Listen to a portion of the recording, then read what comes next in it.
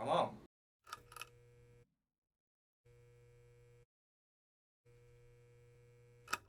Indiana has 28 microbreweries in operation, with several more planned in the next few years. One of those breweries is the Broad Ripple Brewpub, which boasts the unique distinction of being Indiana's first brewpub and is the oldest microbrewery operating in the state. It used to be an auto parts store. You would know by the tin ceiling. The owner salvaged the tin ceiling from a building downtown that was going to be raised. And some of the other stuff, like you can look at the bar, and he's kind of an architectural salvage guy. Those are 6-panel doors laid on their side, and you can tell like the posts are like a headboard if you kind of look at some stuff. So anyhow, he had a lot of character to this place, but yeah, it used to be a auto parts store. Broad Ripple Brewpub incites a certain loyalty amongst both its guests and its employees. How long have you been a customer here? Oh, 15 years. 15 years. Or whatever, it's hard to say. Oh, I don't know, maybe 10 years. So I've worked here for 6 or 7 years. I don't remember how long. It's been a long time. Since 94, so 15 years. I started in 93.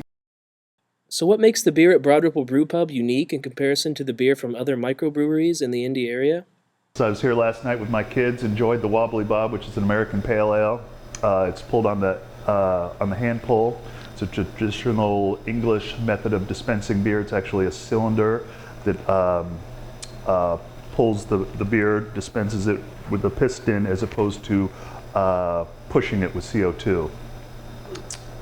If you haven't been here before, some of the people think the beer is undercarbonated, and it is, but it's not a fault, it's by design. And how is such a unique brew made?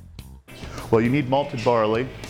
The malting process creates enzymes in the husk of the grain so you germinate it. You start to germinate it so it starts to grow, and then you kiln it. You need those enzymes because the mash tun here, there's a false bottom. It's kind of like making drip coffee.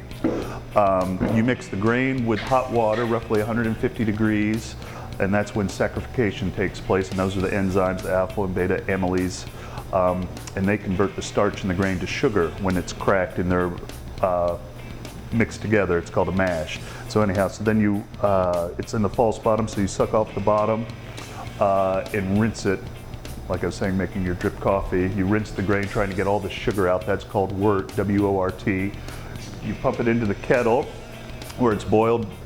After we boil for an hour, you run it through a heat exchanger, so that takes the wort, which is probably 208 degrees at that point because you've stopped boiling it, down to 70 degrees, where you pump it into a clean fermenter that has yeast already in it. And if you can pick this up, you can hear this is our extra special bitter, which we brewed yesterday, and it is fermenting rather vigorously.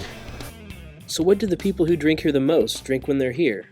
Probably the Evil Sizer Stout that Kevin made just recently. That was really a nice one. We have a Springbok that I really like, and then the winter beers I really like. The dark ones, like barley wines, and there's one called Serenity Now. It wasn't even our brewer's recipe, but it was a state fair winner. It was really good. Most ladies like sweet drinks, and I guess I like the more flavorful, whatever. Anything seasonal. I've worked here so long that while I enjoy our flagships, I'm all about what's coming up next. And just what is coming up next at Broad Ripple Brewpub? Stop by to find out. Who knows? After a nice cold beer or two and some pleasant conversation, Broad Ripple Brewpub might just become your favorite new hangout. They all have